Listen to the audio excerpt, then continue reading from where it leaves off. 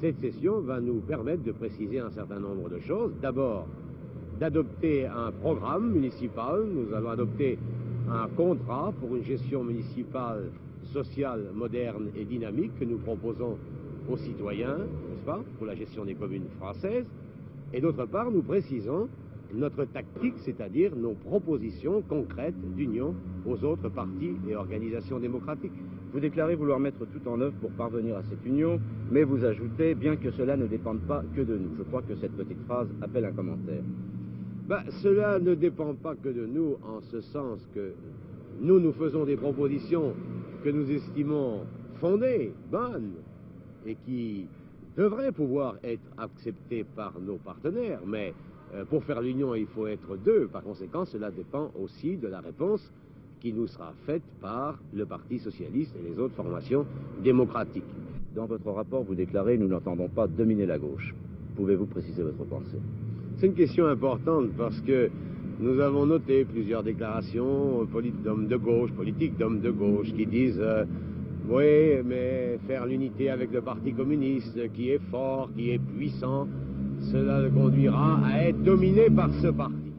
Eh bien, dans mon rapport, j'ai rappelé que, d'abord, il est bien que la classe ouvrière, les travailleurs, les masses populaires aient à leur disposition un puissant parti communiste pour défendre leurs intérêts. Mais ceci dit, nous n'entendons absolument pas utiliser notre force, notre puissance pour dominer les autres partis de gauche. Ce que nous voulons, c'est un accord librement concerté entre toutes les parties et que nous appliquerions ensuite en commun, n'est-ce pas? C'est-à-dire appliquer en commun les décisions prises en commun. Nous n'entendons pas du tout dominer les autres formations de gauche. Au lendemain du voyage de M. Pompidou en URSS, quelle conclusion tirez-vous de ce voyage? Vous vous en félicitez?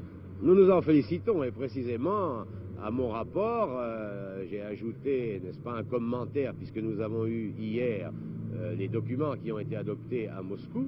Nous considérons que c'est un voyage positif, en ce sens qu'il va permettre de développer la coopération sur le plan économique, scientifique et culturel, qu'il va se traduire par une meilleure concertation politique, et en troisième lieu, nous apprécions le fait que Pompidou ait décidé, n'est-ce pas, que la France participerait à la préparation de la conférence européenne sur la sécurité collective, qui est une exigence que les communistes français avaient posée depuis un bon moment. Par conséquent, c'est un voyage positif qui, selon nous, devrait permettre le développement de la coopération dans l'intérêt de la sécurité entre les deux pays.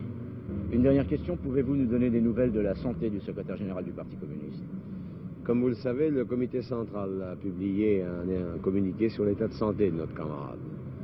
Malheureusement, sa santé s'est aggravée, sensiblement aggravée ces dernières semaines, mais il continue d'être l'objet des soins attentifs des médecins qui le soignent depuis le début. Le comité central a exprimé sa solidarité, ses vœux d'amitié profonde aux camarades mal décrochés.